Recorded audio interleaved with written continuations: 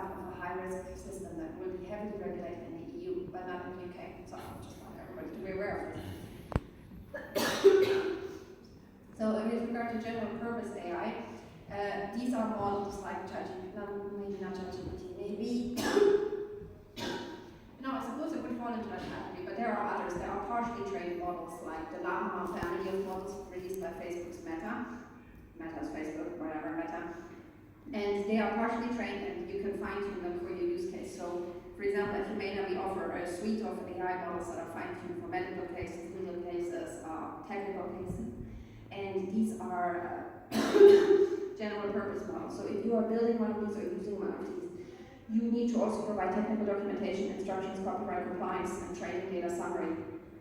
If you're having that with an open license, you only need to use copyright, training data summary. And if you have a general purpose model that can be linked to systemic risk, then you need to also prove model evaluations and adversarial testing.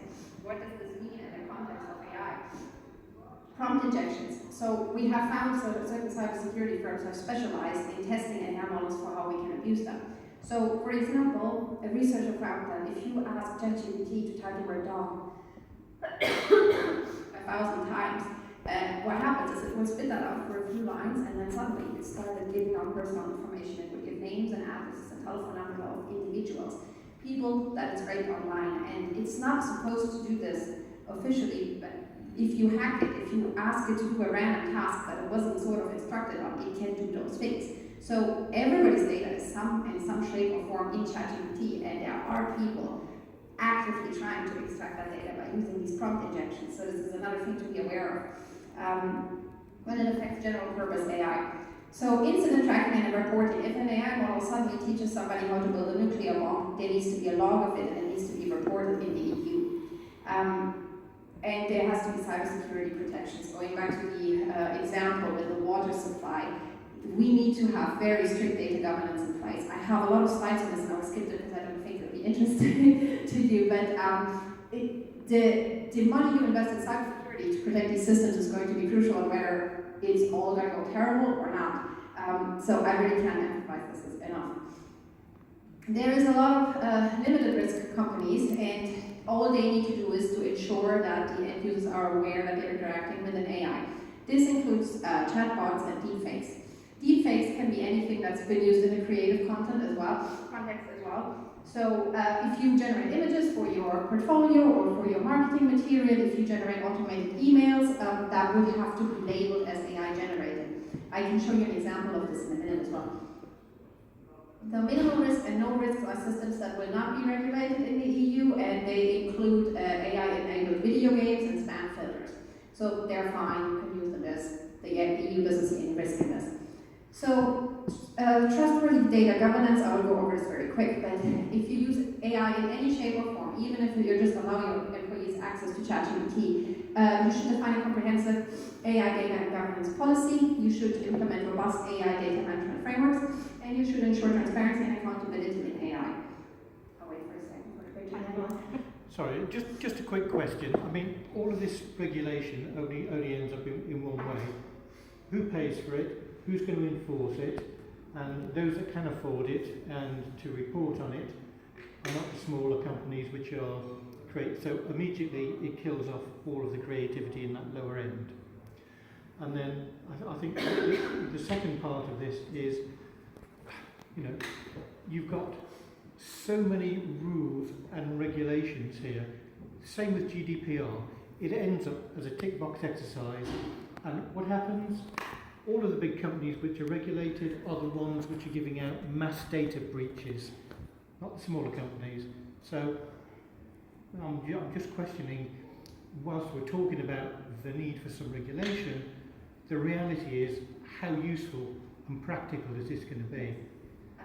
I completely agree. So I think, you know, as a service provider of AI services and the tech industry, I think that I plan to, and I've signed up to be one of the first adopters of the EU AI Act, because I don't want to live in an ecosystem where I think I can just build whatever I want and then, you know, 3 years from now nobody will buy it because it's not compliant. I mean, the EU is setting a precedent here. Turkey is adopting it. Australia has adopted something similarly. So it's going around the world. Nobody wants to be the person who that AI destroy the world. So I think it is disheartening as a consumer because you don't know what choices you have, but with the EU AI Act, they will provide labels and audits, and there will be certain trademark signs that you can recognize companies that adopt the ethical framework and that are complying with the standard. There's 2 new ISOs as well that will come out, and you will have some choice as a consumer of these models. You can, if you have, if you need to buy an AI service from a company, you will have choices with regards to who you buy the service from. You can choose a compliant company because we'll have these audits with the ISO standards, the 2 new ones that have come out.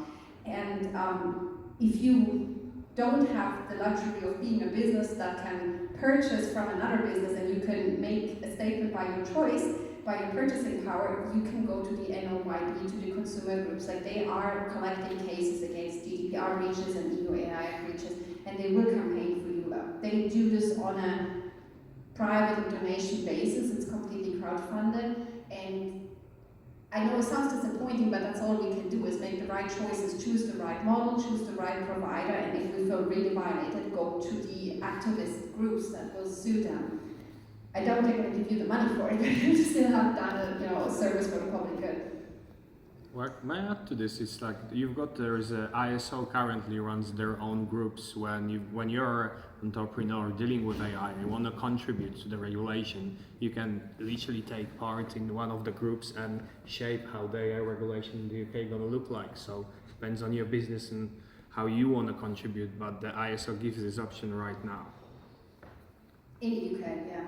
I work in healthcare, as I said. I work with these Puerto Rican hospitals, and we had a meeting last week with the CHAI, the Coalition for AI in Healthcare. There are various regulatory bodies around the world, and it's very decentralized, unfortunately. But you will find institutions that are here. I mean, go to these ones: AI Now Institute, the Berkman Klein Center at Harvard, the 2 ISO standards that have come out, the 42001 and 28894. On IT, AI guidance and risk management standards, and Stanford Institute for Human-Centered Artificial Intelligence. You will find people who are worried about the same things, and where you can put your views forward. Even in the UK, there is a hub that they've just started where they're collecting people's views on this and how do we want regulation to look. Don't expect any miracles. I don't expect anything to happen in the next probably 3 years, because that's how long it took the EU to formalize this, and we're just starting in the UK. So I think it's wise to look beyond the border and try and understand what other countries are doing, because if you put something on the internet, anyone can see it around the world, and if it's not compliant, it's going to give us a very big competitive disadvantage if we are so behind with the regulation on these systems. So yeah, with regards to ethical frameworks, there's some more resources. If anyone wants a presentation, I'm also happy to share them, but these are read and I find them worthy sharing. So you can go deeper into the topic if you're interested. So that's everything. Any questions?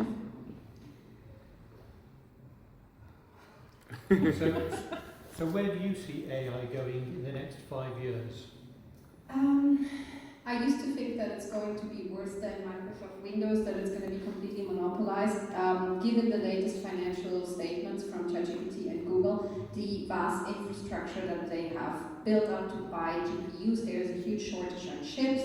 There is an electricity panic. People are panicking about the jobs. So I think it's all going to collapse terribly and embarrassingly, and people will just say, oh, we don't want it at all. But there will be some people who are still using it because it is a massive efficiency tool. It helps you write great professional emails. It helps you polish your content. It helps you gather research. So I think there will be people who will be wise to adopt these smaller open source tools and frameworks, and they will have a competitive advantage. I believe that more people will be able to run their own businesses, utilize their skills, and become one-man startups or one-woman startups. So I think this will happen because it's currently there are so many tools built that really help speed up business functionality. So you can buy entire suites where AI just does your accounting, your marketing, your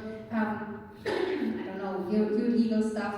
And I think that it's going to be empowering, and this goes in line with, as you mentioned, the tech layoffs. In tech, we have seen hundreds of thousands of people being laid off at very big corporations that we thought we had stable jobs for life, and they are making profits, and yet they're laying people off. Why? Because they're automating. I was at IBM 3 years ago, and all they had us do was write scripts to make everything automated. And I was watching and thought, why are we doing this next year? They're not going to need us for this job because we're doing it once, and from now on the machine will just do it automatically. And they did this for all the banks and the public sector customers, and I was watching in horror because I realized we were automating our own job away as engineers.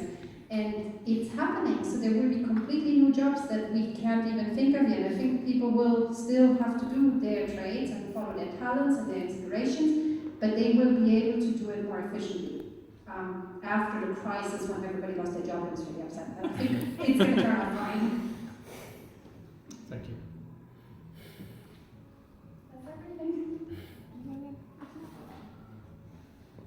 That's everything. Thank you so much. Thank you very much, Catherine. So we have got lunch around the side, so everyone's free to help themselves. But yeah, thank you very much. That was really good. Thank you.